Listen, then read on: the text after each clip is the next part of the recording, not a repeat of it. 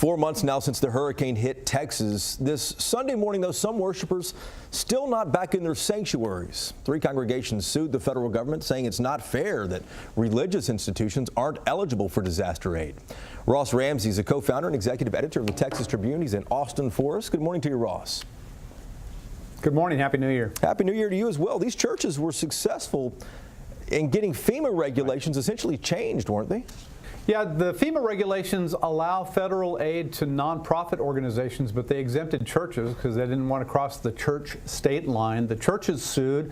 They were joined by the state of Texas, Attorney General Ken Paxton, Governor Greg Abbott, and FEMA has backed off on that, so it looks like the churches will get some aid.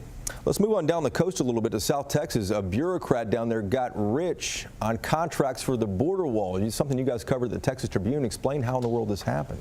There's a guy named Godfrey Garza who was the head of something called the Hidalgo County Drainage District Number 1, and early efforts to build a border wall in that area went through his agency, and he steered them to lands that were owned, as it turned out, by members of his family and some of his associates. He made about $3.5 million.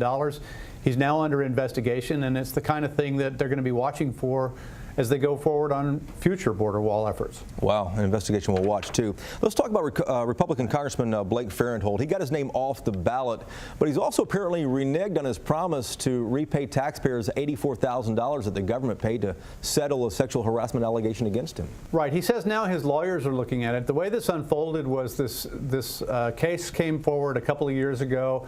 It recently came to light that he had spent $84,000 in taxpayer dollars on this. He said he would repay it. He subsequently decided he wasn't going to run for re-election, and the repayment hasn't come through. So that's in the air. Wow. We'll wait and see what happens with that. Ross, thanks a lot. Back to you in a moment.